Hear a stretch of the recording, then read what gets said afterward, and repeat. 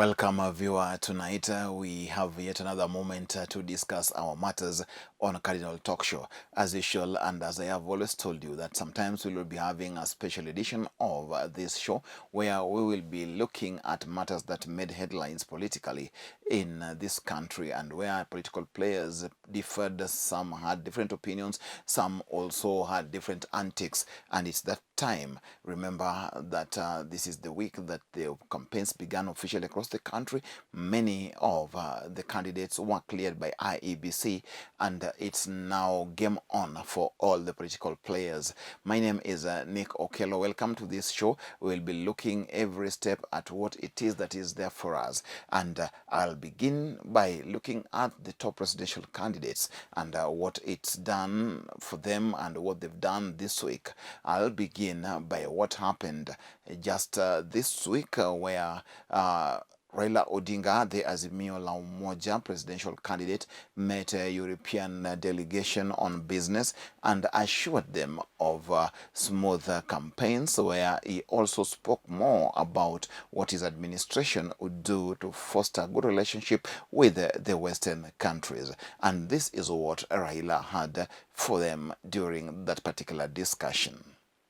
This actually frustrates investors. The other time I was talking to an American investor, potential investor. He was intending to put up a plant here. Then somebody came down with another title deed, claiming that the land that he had bought belonged to that person. Then the matter was packed in court. And he was coming. This was the third time he had come. And it was in a month of March, and the matter was not heard. It was adjourned to June, so we were told to come back in June. So I was telling Mr. Odinga, these guys have again pushed this thing to June. Don't you know, I'm coming all the way from the LA. Do they know where the LA is? I'm not going to come back again to this country. So that way you basically lose a potential investor. And what we have said is that will not be happening. We will stop this. And as you can see, my deputy, Madam Martha Karua, is going to be minister in charge of justice and constitutional affairs. So we hope she will be able to deal with those issues. Energy has been an issue. And energy continues to be a problem even up to today. The cost of energy is too high, and this is one of the prohibiting factors that scares away investors from the country. At the rate of 14 US cents per unit, we are pricing ourselves out of business when it costs 3 cents, 4 cents in Egypt and in South Africa. So some companies have actually relocated from here to those destinations. We are going to work hard to bring down the cost of energy in this country. And this we will start as soon as possible. Secondly, we are trying also to go green. And we are going to emphasize a lot of preference to green investment. We've got actually quite an abundance of sources of green energy in the country. Our hydro potential is still not completely exhausted. Solar, which has now become fairly commercially viable, and wind is also available. So we are going to invite companies which can invest in those areas to come and invest in this area. At the moment, our generation capacity is still fairly low, at 2,800. That is really peanuts. I know this as somebody who lived in Europe for a long time. We are going to try to increase it to over 10,000 megawatts. That is what's going to attract big industrial investors to come and invest here in our country. We are ready for business, and we are going to create an enabling environment that will be attractive to those who want to come and invest in our country. And we want big investments, because you know that there are many European big investors who like to go and invest outside. If they can go and invest in China, which was just basically transforming from a fairly closed economy, there's no reason why a country which has been a free market economy from independence cannot be attractive for European investors. I want to tell them, Karibuni Kenya. Kenya is open for business. We are going to set up these special economic zones and export processing zones in the country. And we want to invite bigger European companies to come and invest here. We are, we know we are very conscious of our location in this region as a gateway to the whole of Eastern Africa. So we are therefore going to invest heavily in the improving infrastructure that links us to the countries in the interior. Lamu Port is partially done, but they've only done the first three berths. It's going to be expanded to 32 berth port to make it the biggest port on these Eastern African coasts. And with that, we're also going to put up the railway line that goes.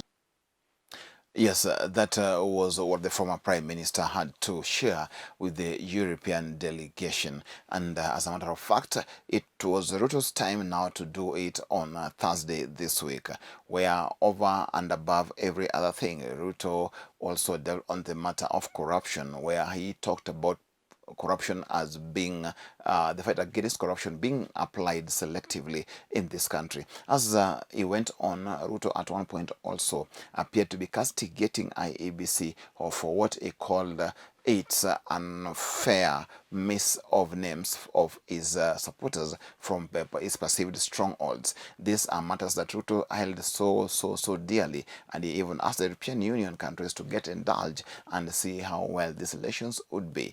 And this is how William Ruto took his time and spoke to the EU delegation. We are also very keen on ensuring that the big subject of gender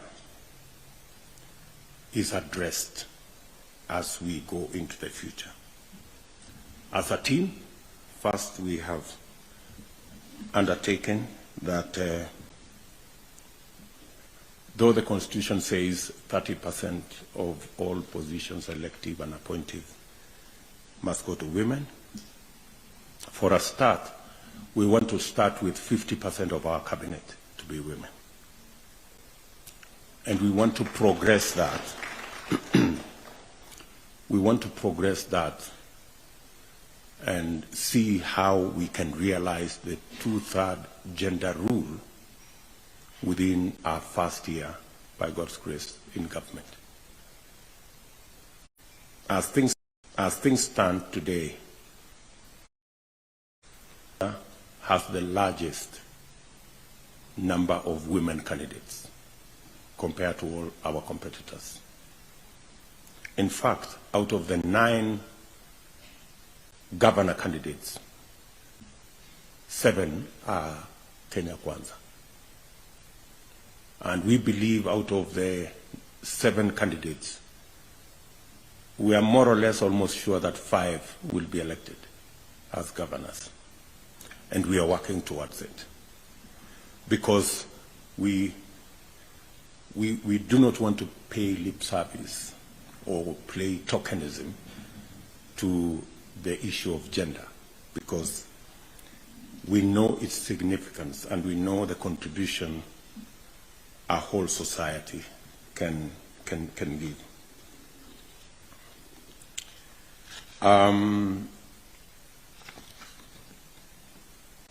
The question of integrity is of very high premium and significance to Kenya Kwanza. The fight against corruption is a fight that we must not only engage in, but we must win. It's the only way to the future.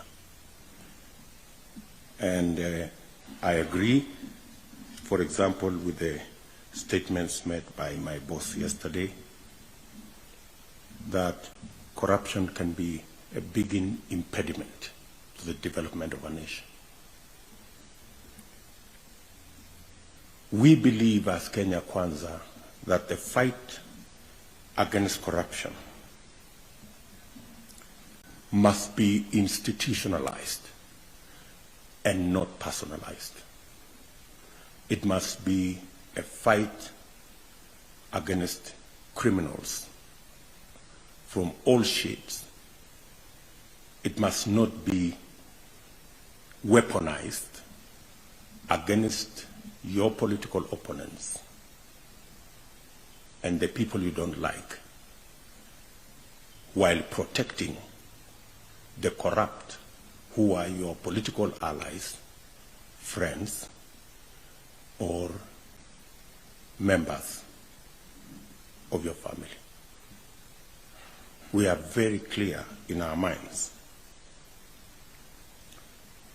that institutionalizing the fight against corruption is building the capacities of the criminal justice system. And we are very clear as Kenya Kwanza that we need a financially independent judiciary. That's why we will operationalize the judiciary fund that will give resources to the judiciary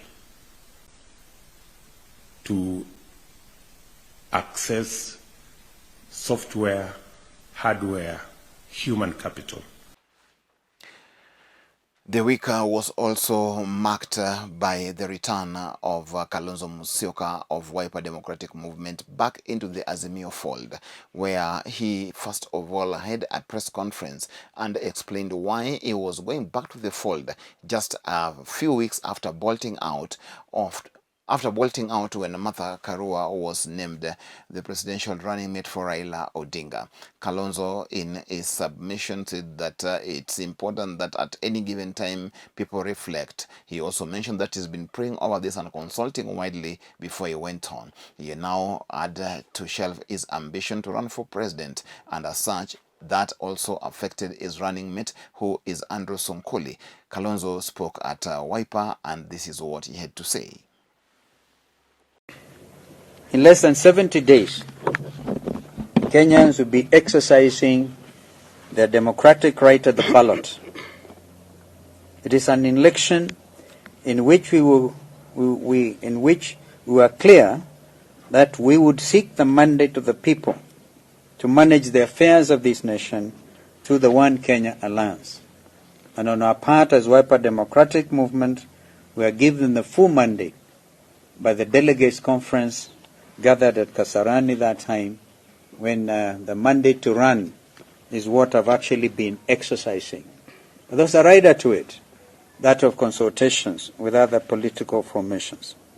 As a coalition, One Kenya Alliance, we had begun reaching out to Kenyans to demonstrate to them how we would have transformed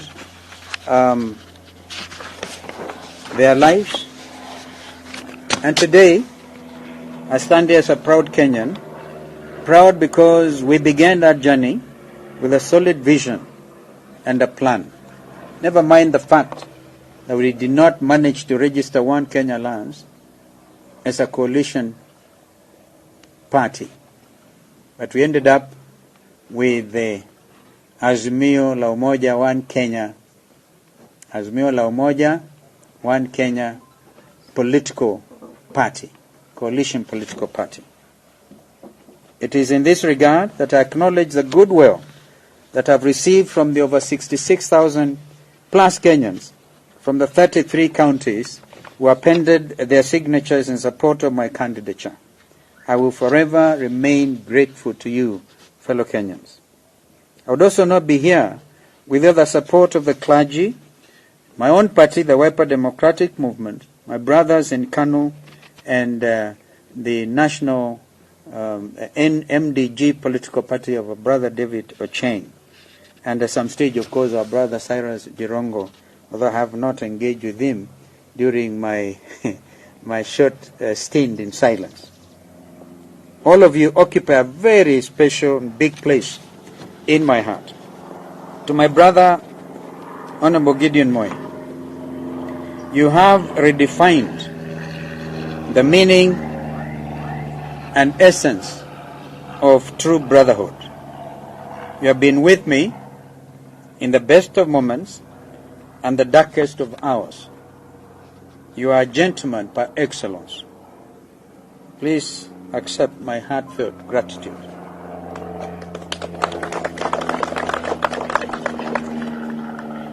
As a people, our true measure lies in our ability to discern when the nation is bigger than an individual.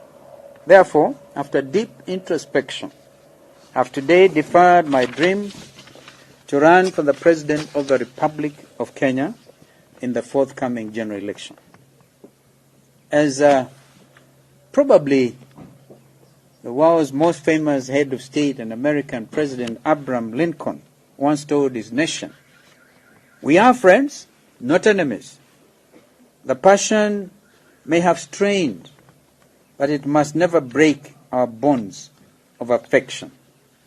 In fact, Abraham Lincoln went on to write a big book, and the title of that book is The Fight Among Equals.